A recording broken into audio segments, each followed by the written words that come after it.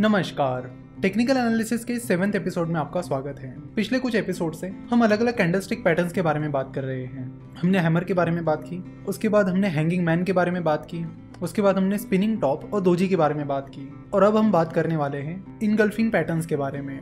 अब तक हमने जो बात की यानी हैमर, हैंगिंग मैन, दोजी या स्पिनिंग टॉप, ये सारी सिंगल कैंडल्स थी। यानी एक कैंडल को देख के आप इंडिकेशन चेक करते थे कि उनसे क्या हमें इंडिकेशन मिल रहा है और उनके बेसिस पर हम देखते थे कि हम क्या पोजीशन मार्केट में ले सकते हैं। लेकिन इनगल्फिंग पैटर्न कोई सिंगल कैंडल नहीं है। इनगल्फिंग पैटर्न दो कैंडल से बनती है। जैसे कि सिंगल कैंडल पैटर्न में हम एक ट्रेडिंग सेशन या एक दिन के कैंडल का एनालिसिस करके डिसीजन लेते थे। यहाँ पर हमें 2 दिन या फिर 2 ट्रेडिंग सेशन के कैंडल्स का एनालिसिस करना होगा। तो बेसिकली 2 तरह के इनगल्फिंग पैटर्न्स होते हैं, बुलिश इनगल्फिंग पैटर्न और बियरिश इनगल्फिंग पैटर्न। तो इनके नाम से आपको पता चल ही गया होगा कि ये पैटर्न किस तरह के होंगे। तो पहले बुलिश इनगल्फिंग पैटर्न को देखते हैं। तो bullish engulfing pattern down trend में आता है और कुछ इस तरह दिखता है। इनगल्फिंग का मतलब होता है कि पूरी तरह से कवर कर लेना। तो आप यहाँ देख सकते हो कि जो दूसरे नंबर की कैंडल है उसने पहले नंबर की कैंडल को पूरी तरह से कवर कर लिया है। आप यहाँ पर देख सकते हो कि डाउन ट्रेंड चल रहा है, शेयर प्राइस लगातार गिर रही है और उसी बीच एक ग्रीन कैंडल रेड कैंडल को पूरी तरह से कवर कर लेती है। तो जब आपको ऐसा कोई पैटर्न दिखता है तो उसे बुलिश इनगल्फिंग पैटर्न कहते हैं। देखो यहाँ पर एक चीज का आपको जरूर ध्यान रखना है और वो ये कि ये जो पहली बॉडी है यानी रेड कैंडल की बॉडी, उसे ग्रीन कैंडल की बॉडी ने पूरी तरह से कवर कर लेना चाहिए। अगर ग्रीन कैंडल की बॉडी इस रेड कैंडल की बॉडी को पूरी तरह कवर नहीं कर रही है तो वो इनगल्फिंग पैटर्न नहीं होगा। तो जैसे कि हमने बात की थी कि bullish engulfing pattern down trend में आता है जब स्टॉक प्राइसेस गिर रही होती है। तो डाउन टर्न में स्टॉक प्राइसेस लगातार गिर रही है और नए नए लोज बना रही है, जिसके बाद अचानक ये ग्रीन कैंडल बन जाती है जो कि पूरी तरह से उसके पहले की रेड कैंडल को कवर कर लेती है और उस ग्रीन कैंडल की क्लोजिंग प्राइस उस रेड कैंडल से ज्यादा होती है।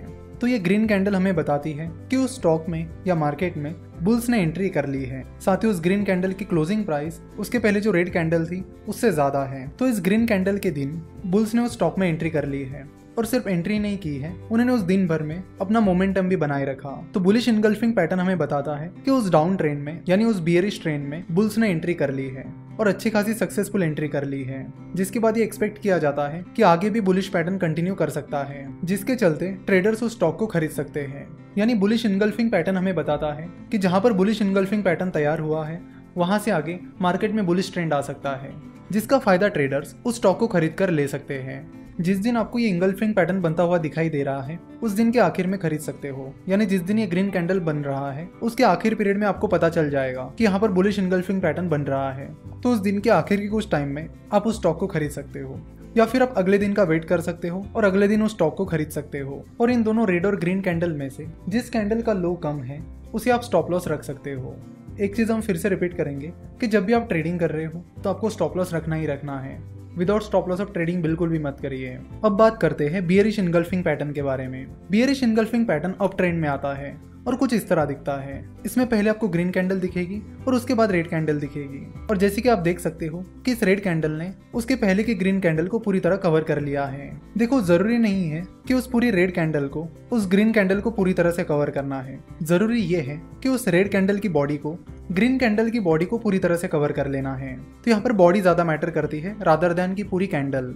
तो जैसे कि आप यहाँ पर देख सकते हो कि मार्केट में अप ट्रेंड यानी बुल ट्रेंड चल रहा है, शेयर प्राइस लगातार बढ़ रही है और नए नए हाइस तैयार हो रहे हैं, और इन हाइस के बीच अचानक से एक रेड कैंडल आ जाती है जिसकी बॉडी उसके पहले की रेड कैंडल की बॉडी को पूरी तरह से कवर कर लेती है। तो जब भी आपको ऐसा कोई पैटर्न दिखेगा तो उसे बियरिश इनगल्फिंग पैटर्न कहा जाएगा। तो बियरिश इनगल्फिंग पैटर्न हमें क्या इंडिकेट करता है?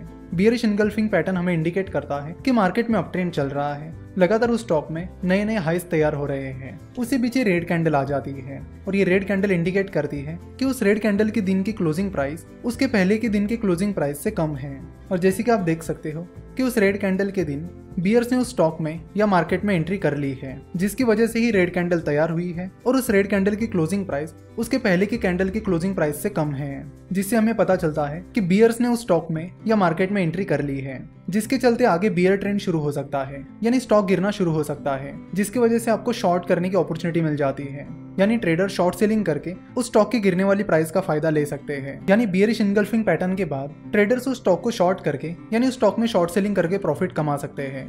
जैसे कि बियरिश इनगल्फिंग पैटर्न के बाद जैसे ही उस स्टॉक की प्राइस गिरने लगेगी तो उससे जिन ट्रेडर्स ने उस स्टॉक में शॉर्ट सेलिंग की है उन्हें फायदा मिलना शुरू हो जाएगा। तो ट्रेडर्स जिस दिन ये रेड कैंडल फॉर्म हुई है उस दिन के आखिर के पीरियड में इस स्टॉक को शॉर्ट कर सकते हैं, या फिर ये जो रेड कैंडल है उसके अगले दिन ट्रेडर इस स्टॉक को शॉर्ट कर सकते हैं। तो जब भी आप बियरिश इंगल्फिंग पैटर्न में पोजीशन लोगे तो उसमें ये जो रेड कैंडल है और ग्रीन कैंडल है, इन दोनों में से जिस कैंडल का हाई ज्यादा रहेगा उसे आप स्टॉप लॉस के तौर पर यूज कर सकते हो।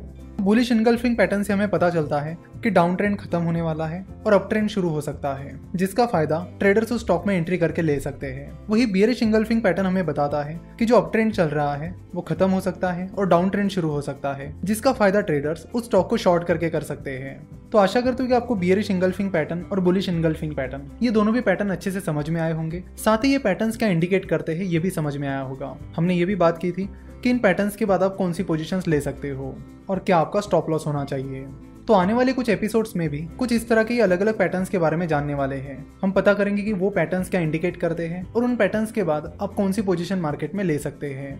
अगर आपका सवाल ये है कि इन कैंडलस्टिक चार्ट को हम कहाँ देख सकते हैं, तो अगर आपका कहीं पर डीमैट अकाउंट नहीं है तो आप moneycontrol.com पर भी इन चार्ट्स को देख सकते हो। moneycontrol.com की वेबसाइट पर जाकर आप किसी भी शेयर का नाम सर्च कर लीजिए और उसके बाद यहाँ टेक्निकल चार्ट पर क्लिक कीजिए, जिसके बाद आपको उस स्टॉक का कैंडलस्टिक चार्ट मिल जाएगा। और इससे बेहतर ऑप्शन ये है कि अलग अलग ब्रोकरेज फर्म्स के अलग अलग ट्रेडिंग सॉफ्टवेयर्स होते हैं, ट्रेडिंग ऐप्स होते हैं। तो उन ऐप्स की मदद से और ट्रेडिंग सॉफ्टवेयर की मदद से आप कैंडलस्टिक चार्ट का एनालिसिस कर सकते हो। वहां पर आपको हर एक स्टॉक का कैंडलस्टिक चार्ट मिल जाएगा, जिसके बाद आप वहां पर अपना एनालिसिस शुरू कर सकते हो। आगे चलकर हम ये भी बात करेंगे कि वो कौन कौन से सॉफ्टवेयर्स हैं जो आपको आसानी से कैंडलस्टिक चार्ट का एनालिसिस करने में हेल्प करेंगे। कुछ सॉफ्टवेयर पेड है तो कुछ सॉफ्टवेयर फ्री भी है। तो आगे चलकर पैटर्न्स को समझने के बाद हम ट्रेडिंग सॉफ्टवेयर के बारे में भी बात करेंगे। आशा करता हूं कि आपको आज का एपिसोड पसंद आया होगा। हमसे जुड़े रहने के लिए आप हमें फेसबुक, ट्विटर और इंस्टाग्राम पर फॉलो कर सकते हो। हमसे जुड़े रहने के लिए आपका बहुत बहुत धन्यवाद।